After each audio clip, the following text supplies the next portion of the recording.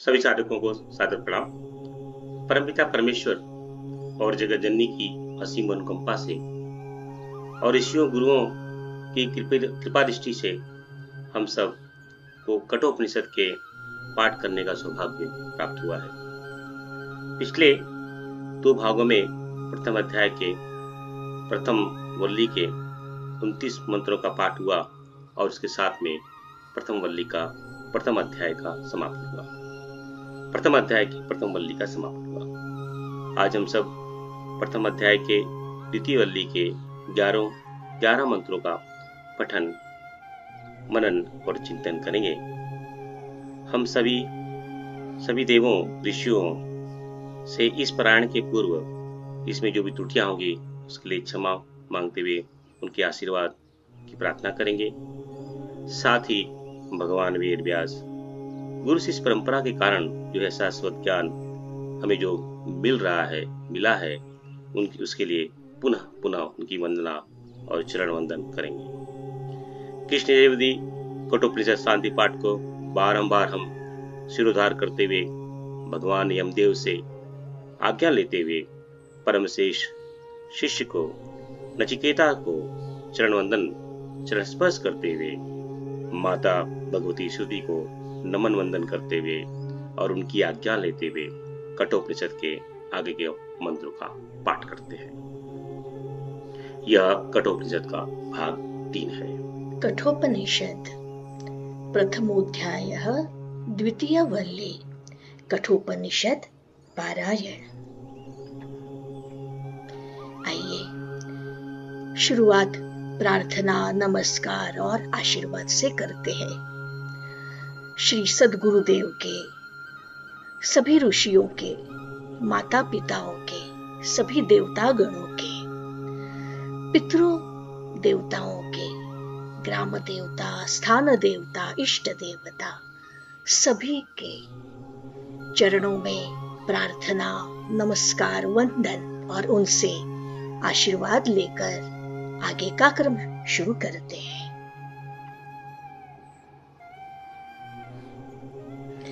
शुरुआत वेदों के जनक महर्षि व्यास की प्रार्थना, उन्हें नमन वंदन।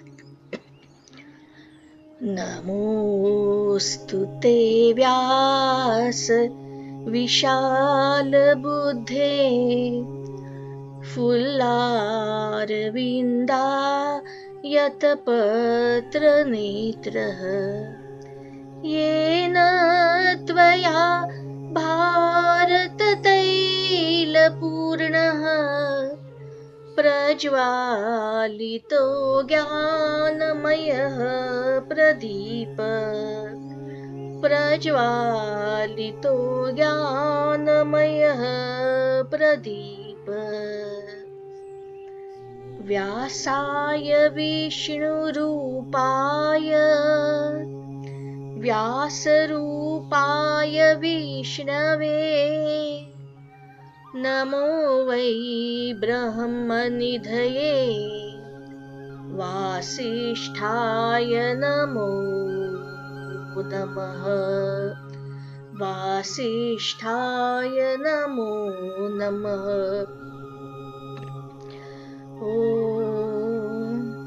नमोऽस्त्वनन्ताय सहस्रमूर्तये सहस्रपादाक्षिशिरोरुबाहवे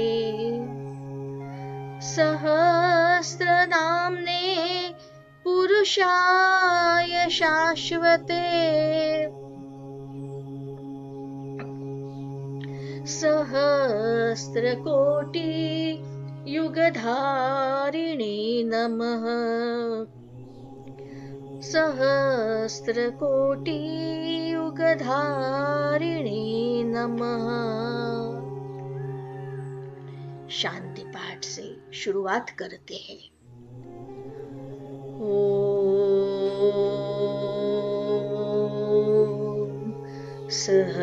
सहनावतु सहनौ भुनक्तु सह वीर्यं करवावहै तेजस्विनावधीतमस्तु मा विद्विषावहै। ओम शांति शांति शांति ही। ब्रह्म विद्या के आचार्य सूर्यपुत्र ऐश्वर्य संपन्न भगवान यम और नचिकेता, उनको नमस्कार। ओम नमो भगवते वैवस्वताय मृत्यवे ब्रह्म विद्याचार्याय नचिकेतसे च। अथ प्रथमो अध्यायः द्वितीया वल्ली। अन्यच्छ्रेयो अन्यदुतैव प्रियस्ते उभे नानार्थे पुरुषं सिनीतः तयोः श्रेय आददानस्य साधुर्भवति हीयते अर्थाद्य उप्रेयो वृणीते। यहाँ पे भगवान यमराज नचिकेता से कहते हैं कि दो मार्ग रहते हैं जीवन में। एक श्रेय मार्ग जिससे जीवन का कल्याण होता है, और दूसरा सांसारिक भोग पदार्थों का स्थूल मार्ग। अब ये दोनों मार्ग श्रेय और प्रेय एक दूसरे से पृथक पृथक भिन्न भिन्न है, दोनों के परिणाम भी भिन्न है। श्रेय और प्रेय ये दोनों भी मार्ग ऐसे हैं कि मनुष्य को अपनी ओर आकर्षित करते हैं। श्रेय भी उसे अत्यंत प्रिय लगता है और प्रेय भी, दोनों के फल उसे चाहिए रहते हैं। उन दोनों में से साधक जब श्रेय का, कल्याण का मार्ग स्वीकार करता है तो उसको उसी के जैसे ही श्रेष्ठ फल प्राप्त होते हैं। दूसरी ओर सांसारिक भोगों से युक्त प्रेय मार्ग, जो साधक प्रेय मार्ग के पथिक है, उस मार्ग पे चल रहे हैं, वे जीवन के महान उद्देश्य से भटक जाते हैं और पतन पराभव की गर्ताओं में गिर जाते हैं। अभी ये तो अपना अपना चयन है कि हम कौन सा मार्ग का चयन करते हैं और उसका अनुसरण करते, श्रेय करते हैं या प्रेय। श्रेयस्स प्रेयश्च मनुष्यमेतस्तव संपरित्य विविनक्ति धीरः श्रेयो हि धीरोभि प्रेयसो वृणीते प्रेयो मंदो योगक्षेमात् वृणीते। अभी यहाँ पे कहा जा रहा है श्रेय और प्रेय ये दोनों मार्ग सामने उपस्थित है। अभी बुद्धिमान मनुष्य अपनी विवेक बुद्धि का उपयोग करके, भली प्रकार विचार करके सर्वप्रथम उन दोनों मार्गों को पृथक पृथक रूप से जान लेते हैं। तो सर्वप्रथम क्या आता है कि दोनों मार्ग है तो दोनों का अलग अलग अभ्यास करके उन दोनों मार्गों को जान लेना। उसके पश्चात विवेक का काम आता है। विवेकशील साधक निश्चित रूप से प्रिय लगने वाले भोग साधनों की अपेक्षा, अर्थात जो ये मार्ग है सांसारिक मार्ग है, उसके अपेक्षा कल्याण के पथ को श्रेयस्कर मानता है। अपना श्रेय किसमें है ऐसा मानकर उस मार्ग का वे वर्ण करते हैं। दूसरी ओर जिनके पास विवेक नहीं है, मंदमती अविवेकी जन, योग और क्षेम उनको उसी की अभिलाषा रहती है। धन दौलत स्थूल संपदा इनकी ही कामना करके बाह्य आकर्षण है उनके वशीभूत होते हैं और प्रेय पथ को वह स्वीकार करते हैं। ये सर्वथा उसी बात के ऊपर निर्भर करता है कि हम कौन सा मार्ग का चयन करते हैं। सत्वं प्रियान प्रिय रूपांश्च कामान भी ध्यायन् नचिकेता अत्यस्त्राक्षिः नयतां श्रृंका वित्तमयीमवाप्तो यस्यां मज्जन्ति बहवो मनुष्याः दूरमेते विपरीते विशुचि अविद्याया च विद्येति ज्ञाता विद्याभीप्सिनं नचिकेतसं मन्ये नत्वा कामा बहवो अलोलुपन्त।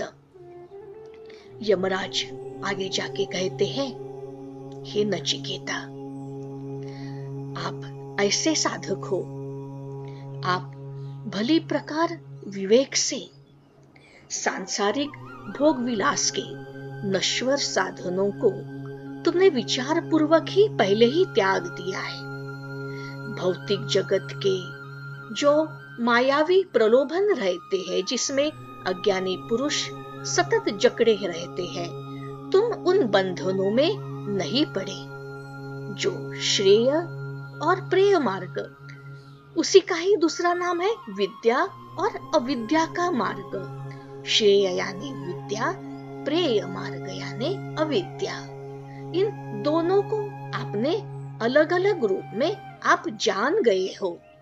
वे दोनों भी परस्पर बिल्कुल विपरीत भिन्न भिन्न फल देते हैं। हे नचिकेता, हम तुमको श्रेय यानी आध्यात्मिक मार्ग का साधक मानते हैं। यहाँ पर आप देखेंगे कि यमराज ने पहले ही जो नचिकेता के अंदर का जो सद्गुण है उसको वो उन्होंने परख लिया है, उसको नचिकेता को उन्होंने जान लिया है कि यह श्रेय मार्ग का साधक है।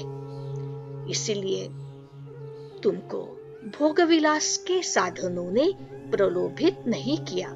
इसीलिए तो यह संवाद यमराज नचिकेता के साथ क्यों कर रहे, उसको नचिकेता को इस संवाद करने के लायक यमराज क्यों समझ रहे हैं?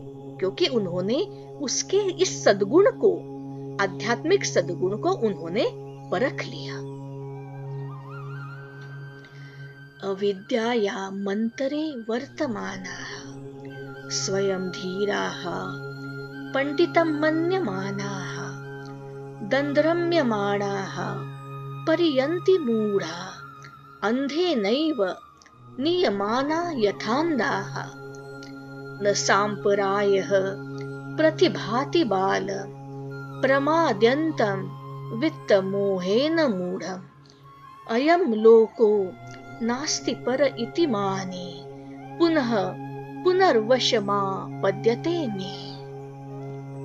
अविद्या अर्थात अज्ञान का अंधकार, इसमें अगर स्थित होते हैं तो स्वयं को विद्वानों और विशेषज्ञों के श्रेणी में मानने वाले मूढ़जन, ऐसे बहुत से साधक रहते हैं कि वो अहंकार वश स्वयं को विद्वान समझते हैं और विशेषज्ञों के श्रेणी में अपने को समझते हैं, परंतु वास्तविक में ये वे अविद्या के धनी रहते हैं, अज्ञान के अंधकार में ये गिरे हुए रहते हैं। इसीलिए अनेक प्रकार के कुट मार्गों का सहारा लेते हैं और उसी प्रकार ठोकरें खाते फिरते हैं, क्योंकि उनके पास विवेक नहीं है। जैसे अंधों के द्वारा ले जाए वाले अंधे, अभी एक अंधा है, अज्ञान का अंधा है, वह दूसरे अंधे को कैसे मार्ग दिखा सकता है? इसीलिए ऐसा कहा है कि अंधों को ले जाने वाले दूसरे अंधे, धन के व्यामोह से जकड़े हुए जो विवेकहीन रहते हैं, जो प्रमाद करने वाले मनुष्य है, अपराध करने वाले मनुष्य होते हैं, उनका अंतःकरण यह बहुत कलुषित रहता है। तो ऐसे कलुषित मन में जो कषाय कल्वेश रहते हैं, उसमें पारलौकिक यह बहुत अत्यंत निर्मल पवित्र चेतना है। ऐसी पारलौकिक विचारधारा का उद्गम नहीं होता, अभ्युदय नहीं हो पाता, क्योंकि वह जीवन के अस्तित्व को प्रत्यक्षवाद पर आधारित मानते हैं। प्रत्यक्षवाद अर्थात जो हमें स्थूल आंखों से दिखता है, जो स्थूल जीवन है, जो अंतरंग में जाके जिसका विचार नहीं किया जाता, तो वो प्रत्यक्षवाद, उसी के ऊपर ही उनका जीवन का ताना बुना रहता है। इसीलिए वह पारलौकिक विचारधारा वहां पे उद्गम ही नहीं हो पाती। आध्यात्मिक जीवन को वह ऐसे मूढ़जन, अविवेकी लोग ऐसे जीवन को नकारते हैं। शरीराभिमानी मनुष्य, शरीराभिमानी अर्थात सब कुछ स्थूल ही, प्रत्यक्ष जो दिखता है, वही आंखों से दिखता है, वही उन्हें सत्य लगता है। ऐसे मनुष्य बार बार जन्म मरण के बंधन में घूमते रहते हैं और हमारे यमराज के वशीभूत होकर रहते हैं। यमराज यानी मृत्यु देवता के। अभी जिसका बार बार जन्म होता है तो बार बार मरण भी होगा, इसीलिए यमराज के वशीभूत, यमराज उनके ऊपर अपना वर्चस्व तैयार करते हैं। श्रवणायापि बहुर्भियो न लभ्यः, शृण्वन्तो अपि बहवो यं न विद्युः, आश्चर्यो वक्ता कुशलो अस्य, लब्धाश्चर्यो ज्ञाता कुशलानुनिष्ठः। जन साधारण को आत्म तत्व ज्ञान के संबंध में जानने का सुअवसर तक नहीं मिलता है। जो साधारण जन है उनको तो बहुत दूर रहते हैं आत्म तत्व ज्ञान से। वह सुअवसर उनके जीवन में उद्भव नहीं होता है। अगर संयोग से अगर उनको ऐसा अवसर मिल भी जाता है, परंतु क्या होता है कि ज्ञान का प्रकाश नहीं है जीवन में, अंतःकरण में अंधकार है वहां पे। तो ऐसा अगर सुअवसर जीवन में आए तो भी अपने जीवन को उस अनुरूप वह ढालने में सक्षम नहीं होते। उस आत्म चेतना का, आत्म प्रकाश का अपने जीवन में वह उसको ला नहीं पाते, उसका उपयोग नहीं कर पाते। इसलिए उनका जीवन वैसा का वैसा ही कोरा रह जाता है। उस तत्व ज्ञान का भली प्रकार प्रतिपादन करने वाले भी अति दुर्लभ ही है।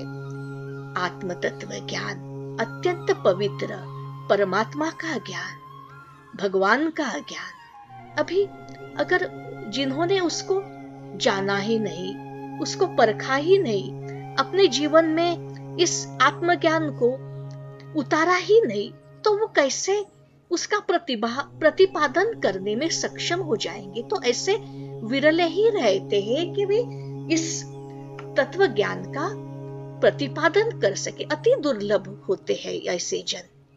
उस ज्ञान को ग्रहण करने वाला भी कोई कुशल जिज्ञासु ही सुपात्र होता है। सर्वप्रथम नचिकेता का ही उदाहरण हमारे सामने है। नचिकेता के पास वह जिज्ञासा है, अत्यंत अबोध निर्मल बालक, ऐसा साधक, परंतु वह आत्मज्ञान की, आत्म तत्व ज्ञान की, परमात्मा के ज्ञान की जिज्ञासा लिए हुए है। तो यह जो भूख है, जिज्ञासा होना, और जिज्ञासा होना ही पहली बात, और सुपात्र भी है। तो वही जो साधक है ऐसा ज्ञान ग्रहण कर पाता है। विशेषज्ञ आचार्य द्वारा तत्व ज्ञान से यह अनुप्राणित तत्ववेत्ता भी इस तत्व को जानने वाला, पहली बात आती है इस आत्म तत्व को, आत्मज्ञान को जानना, और फिर उसका प्रतिपादन, उसका वेदन करना, तत्ववेत्ता वेदन करना, फिर प्रतिपादन करना, ये सभी जब संयोग एक साथ आते हैं तभी यह धारा, आत्मज्ञान की धारा बह सकती। सो ये बहुत दुर्लभ है। न नरेणा वरेण प्रोक्त एष सुविज्ञेयो बहुधा चिन्त्यमानः अनन्य प्रोक्ते गतिरत्र नास्त्यणीयात् यतर्क्यमणु प्रमाणात् नैषा तर्केण मतिरापनेया प्रोक्ता नैव सुज्ञानाय प्रेष्ठ यां त्वमापः सत्यध्रुतिर्बतासि त्वादृङ्ग नो भूयान्नचिकेतः पृष्टा। अनधिकारी मनुष्य, जिसको इस तत्व ज्ञान का अधिकार नहीं। अभी किसको इस तत्व ज्ञान का अधिकार नहीं? जिस मनुष्य ने, जिस साधक ने इस आत्म ज्योति का, परमात्मा तत्व का भली भांति प्रकार साक्षात्कार नहीं किया है, उसका अनुभव नहीं किया, उसके द्वारा कहा गया यह आत्म तत्व सहजता से जानने योग्य नहीं।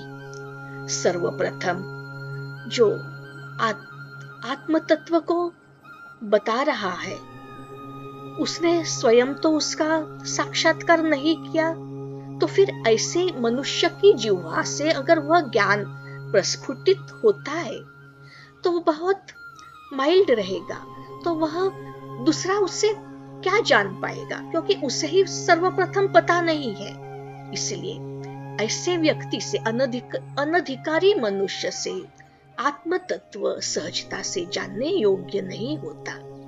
किसी तत्ववेत्ता आचार्य द्वारा न समझाए जाने पर तत्व का वेदन नहीं किया ऐसे आचार्य का, और आचार्य ने जिसने उसको जानने के बाद आचरण में नहीं लाया, जीवन में नहीं लाया, अगर ऐसा व्यक्ति इसे समझाता है तो भी इस संबंध में जो उस व्यक्ति से जानने की चेष्टा कर रहा है, उसके भी जीवन में इस बात में कोई प्रगति नहीं हो पाती। इसलिए तो कहते हैं कि यह विषय बहुत गुह्य है, गूढ़ है। अतएव तर्क वितर्क के दायरे में सीमाबद्ध नहीं है। देखिए, जहां तर्क आया, वितर्क आया, दोनों स्वाद संवाद होते हैं, तो यह विषय जाना नहीं जाता, क्योंकि यह तर्क वितर्कों के परे है, इसकी सीमा में बद्ध नहीं है यह विषय। यमदेव आगे जाके कहते हैं, हे प्रिय नचिकेता, आपके सद्गुणों के वजह से आप मुझे प्रिय लग रहे हो, आत्मीय लग रहे हो। श्रेष्ठ, यह जो तर्क वितर्क का जो मार्ग है बहुत शुष्क है, उहापोह से भरा हुआ है, और आपकी मैंने देख ली कि आपकी बुद्धि इस तर्क वितर्क के दायरे में नहीं आ रही, इससे भिन्न है आपकी बुद्धि, परंतु बहुत प्रखर है। आपकी जो मेधा शक्ति है उसे तर्क द्वारा प्राप्त नहीं किया जा सकता। हे नचिकेता, आप सचमुच सत्य ही मैं जान गया हूं कि आप यथार्थ सत्य के अन्वेषक हैं। आप अन्वेषण कर रहे हैं सत्य का, आप संशोधक है सत्य के, क्योंकि आपके अंदर यह एक अबोधता भी है, परंतु जिज्ञासा भी है, और आपकी मेधा शक्ति भी बहुत प्रखर है। यह संवाद में यमदेव हमें ये बताना चाहते हैं कि आत्म तत्व के जो मार्ग है उस पर चलने के लिए हमारे अंदर कौन से सद्गुण होने चाहिए। हमारी अंतरंग की इच्छा यही है कि आप जैसे जिज्ञासु शिष्य ही हमें प्राप्त हो।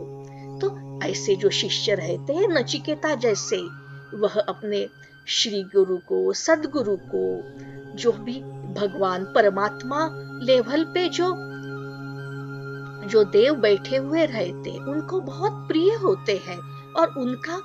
और शिष्य गुरु का वर्ण करने के पहले गुरु ही शिष्य का वर्ण, वह आत्म चेतना ही उस शिष्य का वर्ण करती है और अपना ज्ञान उसके ऊपर लुटाने में, उसको देने में वह अपने को बहुत भाग्यवान समझती है।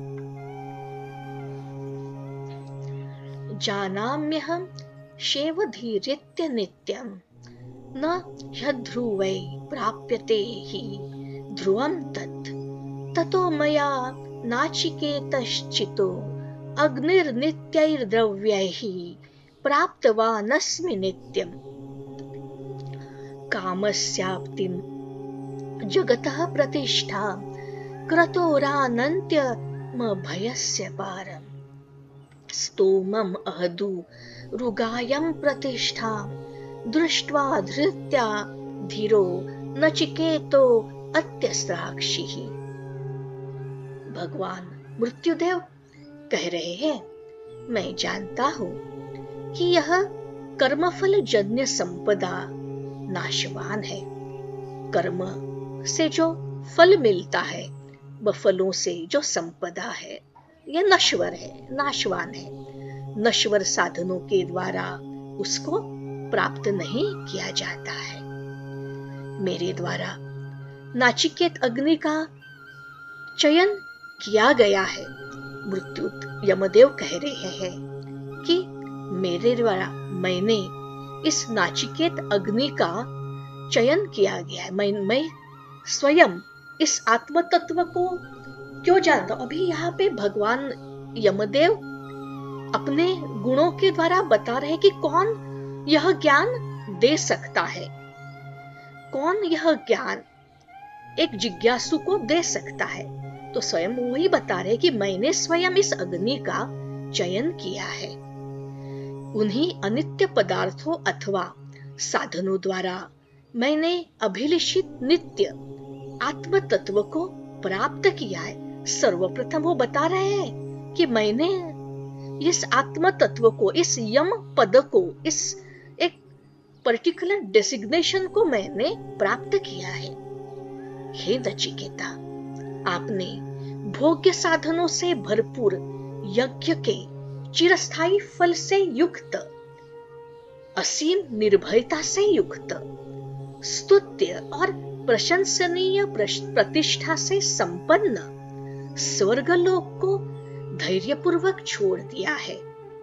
यमदेव कह रहे हैं कि हे नचिकेता, आपके सामने प्रलोभन था। भोग्य साधनों से भरपूर यज्ञ से जो चिरस्थायी फल मिलता है, उस फल को आपने छोड़ दिया, जिससे निर्भयता प्राप्त होती है। ऐसे फल को आपने छोड़ दिया। स्तुत्य और प्रशंसनीय प्रतिष्ठा मिलती है, जिससे ऐसे संपन्न स्वर्गलोक को, जहां पे सुख ही सुख रहता है, उसको आपने अत्यंत धैर्य पूर्वक वैराग्य से युक्त आपने छोड़ दिया। यह नचिकेता के अंदर का वैराग्य गुण दिखाता है। वह किसी प्रलोभन के अंदर यहाँ पे फंसा हुआ नहीं है। यह आपका अत्यंत बुद्धिमत्तापूर्ण निर्णय है। नचिकेता अत्यंत बुद्धिमान है, यहाँ पे ऐसा दिख रहा है हमें। आज के पारायण को यही रोकते हैं। आगे के मंत्र का पारायण हम अगली भाग में देखेंगे। आइए सभी जन शांति पाठ करते हैं। ओम सहनावतु सहनौ भुनक्तु सवीर्यं करवावहै तेजस्विनावधीतमस्तु मा विद्विषावहै। ओम शांति शांति शांति। ओम नमो भगवते वैवस्वताय मृत्यवे ब्रह्मविद्याचार्याय नचिकेतसे च। कृष्ण यजुर्वेद के कठोपनिषद के प्रथम अध्याय के द्वितीय वल्यों के 11 मंत्रों का पठन हम सबने किया। इस पठन में हमने देखा भगवान यमराज नचिकेता से बड़ी महत्वपूर्ण उद्घोषणा करते हैं, हे नचिकेता, इस संसार में सिर्फ 2 ही मार्ग हैं, श्रेय मार्ग और प्रेय मार्ग, जो कि पूर्णतः पृथक पृथक मार्ग हैं। दोनों एक दूसरे के विपरीत हैं और दोनों की जो है प्रत्येक साधक, प्रत्येक प्राणी, प्रत्येक मनुष्य के पास में यह चयन करने का अधिकार होता है कि वह किस मार्ग का चयन करे। श्रेय मार्ग जो कल्याणकारी मार्ग है, आत्मचिंतन, आत्मज्ञान, ब्रह्म ज्ञान को लेके जाने वाला है, यह श्रेष्ठ फल इसी के रूप में प्रकट होता है। प्रेय मार्ग जो कि मनुष्य को फिर से इस जीवन के पथ में भटकाने वाला मार्ग है, उसमें पतन और पराभव का मार्ग है, उसमें संसार और भोग की कामना का मार्ग है। यह श्रेय और प्रेय मार्ग दोनों ही मनुष्य के समक्ष हमेशा सदैव उपस्थित रहते हैं। प्रत्येक क्षण, प्रत्येक पल यही दोनों मार्ग के में चयन के माध्यम से यह अधिकार सिद्ध होता है। यह संसार के में भोगी का प्रतीक है या यह ब्रह्म ज्ञान के लिए का प्रतीक है। और विवेक जो प्रतीक होता है, जो विवेकशील प्रतीक होता है, वह हमेशा सदैव स्वयं श्रेय मार्ग का ही जो है वर्णन करता है। और जो मंदगति अविवेकी जन है, जो है संसार के बाह्य आकर्षणों के में वशीभूत होकर के भोग की कामना, वासना, तृष्णा, अहंता को बारंबार प्रज्वलित करते हैं, वे पेय पथ को स्वीकार करते हैं। यही तो विद्या और अविद्या माया है, और यही तो विद्या और अविद्या है। विद्या के उपासक विद्या के पथ पे चलने वाले श्रेय मार्ग का जो है वर्णन करते हैं, उसके पथ पे चलते हैं। और अविद्या को आत्मसात करने वाले जो है मनुष्य प्राणी जो है, वह जो है प्रेय मार्ग का पथ स्वीकार करते हैं। और यह उसके अंदर भव सागर में बारंबार जन्म मृत्यु के चक्कर में, वासना, तृष्णा, अहंता के चक्कर में बारंबार जो है यमदेव के पास में जाकर के मृत्यु को प्राप्त करके बारंबार पुनः जो है शरीर को धारण करते हैं, अलग अलग योनियों में, अलग अलग लोकों में, अलग अलग ब्रह्मांडों में, अलग अलग सृष्टियों में। यह श्रेय मार्ग का साधक जो है वह भोग विलास के तरफ नहीं प्रलोभन होता है। और यह तुमने सिद्ध किया, हे नचिकेता, मैंने तुम्हें इतने सारे प्रलोभन दिए, मैंने तुम्हें जो है इहलोक का वैभव दिया, देने की चेष्टा की, यहाँ पे जो है लंबी आयु देने की चेष्टा की, यहाँ पे भोग विलास, पुत्र पौत्र, जगह स्थान सभी की चेष्टा की, तुमने सबको अस्वीकार कर दिया। इतना नहीं, तुमने जो है स्वर्ग लोक में जितने भी वैभव प्राप्त हैं उसको भी मैंने देने की चेष्टा की, उसका प्रलोभन दिया, फिर भी तुमने उसको ठुकरा दिया। यही एक श्रेय मार्ग के पथिक के साधक की निशानी है, और तुम स्वयं इसके साधक हो। और यह विद्या तुम्हें अवश्य रूप से मिलना चाहिए, क्योंकि तुम इसके अधिकारी हो। क्योंकि प्रेय मार्ग को तुमने ठुकरा दिया, तुमने यह लोक, स्वर्ग लोक और ब्रह्म लोक में जितने भी भोग की प्राप्ति होती है, संसार में जितनी प्राप्ति होती है, उन सबका प्रलोभन को मैंने जो दिया, उसको तुमने एक क्षण, एक पल में ठुकरा दिया। इसलिए तुम एक प्रिय शिष्य हो, और तुम ही श्रेय मार्ग के साधक हो, और तुम एक पथिक हो, श्रेय मार्ग के पथिक हो, और तुम्हें यह ज्ञान देना मेरे लिए बड़े अधिकार की बात है। और क्योंकि मैंने भी यह जो अग्नि है, अग्नि विद्या है, जो उसका वर्णन कर करके इस श्रेय मार्ग को प्राप्त किया है, आत्मज्ञान को प्राप्त किया है। और यह इस ज्ञान के मार्ग में कोई दुर्लभ ही चल पाता है, कोई दुर्लभ ही आ पाता है, कोई दुर्लभ ही, क्योंकि यह दुर्भेद्य है। यह देवताओं के लिए भी यह कठिन है, क्योंकि वह भी भोग विलास में जो है लिप्त रहते हैं, इसलिए उन्हें भी यह दिखाई नहीं देता है। तुम धन्य हो, तुम्हारे जैसे शिष्य को पा करके मैं धन्य हुआ। और यह ज्ञान बड़ा सुपात्र को ही मिला जाता है, क्योंकि यह दुर्भेद्य है, दुर्लभ है। यह ज्ञान तर्क वितर्क के सीमा के परे है। अगर इसके में तर्क वितर्क कोई करता है तो उसे यह ज्ञान क्या दूरी है, मिलता नहीं है। मैंने स्वयं यमदेव की उपाधि लेते हुए भी, यमदेव को उपाधि लेने के पूर्व ही मैंने जो है अग्नि विद्या का चयन करके, जो नचिकेता अग्नि विद्या का चयन करके, उसमें जो 3 संध्या बताई है, उसमें अनित्य पदार्थों का साधन करके मैंने नित्य आत्म तत्व को प्राप्त किया है। अब तुम इस आत्म तत्व को मैं तुम्हें प्रदान करूंगा, मैं तुम्हें प्रदान करूंगा, क्योंकि तुम उसके सर्वश्रेष्ठ अधिकारी हो। ऐसा शिष्य पा करके मैं धन्य हुआ, धन्य हुआ, धन्य हुआ। पुनः भगवान यमदेव नचिकेता को कोटि कोटि नमन वंदन। भगवान वेद व्यास और सभी गुरुओं को कोटि कोटि नमन वंदन। परमपिता परमेश्वर और जगत जननी माँ भगवती की अशुभ अनुकंपा से हमने शुक्ल यजुर्वेद के कठोपनिषद के प्रथम अध्याय के द्वितीय वल्ली के 11 मंत्र का पाठ किया। कितना सुंदर है, कितना दुर्लभ है यह ज्ञान। यह हमें मार्गदर्शन करता है कि हमें भी नचिकेता के रूप में मुझे बन करके, सभी साधक पति को नचिकेता के रूप में बन करके यह लोग स्वर्ग लोक ब्रह्म लोक की कामना को छोड़ते हुए सदैव जो है उस आत्म चेतन जो है श्रेय मार्ग की तरफ चलना चाहिए, विद्या मार्ग में चलना चाहिए, जिसका स्वयं जो है विवेचना जो है भगवान यमदेव ने किया। उनका स्वयं भगवान यमदेव यह कहते हैं कि मैं इसका पालन करके मैंने स्वयं ही इसको इस ब्रह्म ज्ञान को ग्रहण किया है। और यह क्योंकि यह दुर्लभ, देवताओं के लिए भी दुर्लभ है। भगवान पुनः पुनः भगवान यमदेव के चरणों में कोटि कोटि नमन वंदन, नमन वंदन, नमन वंदन। नचिकेता के चरणों में कोटि कोटि नमन वंदन, नमन वंदन, नमन वंदन। और हम सभी साधकों के चरणों में भी यह कोटि कोटि नमन वंदन, क्योंकि यह प्रेरणा, यह क्योंकि बड़ा दुर्लभ है। अगर इसका पाठ करना ये दुर्लभ संधि है। हम सबको यह संधि प्राप्त हुई। हम सब जो है जगत जननी और परमपिता परमेश्वर की अनुकंपा, गुरु और शिष्यों की अनुकंपा से यह हमें संधि प्राप्त हुई कि हम कठोपनिषद के पाठ का पठन कर सके।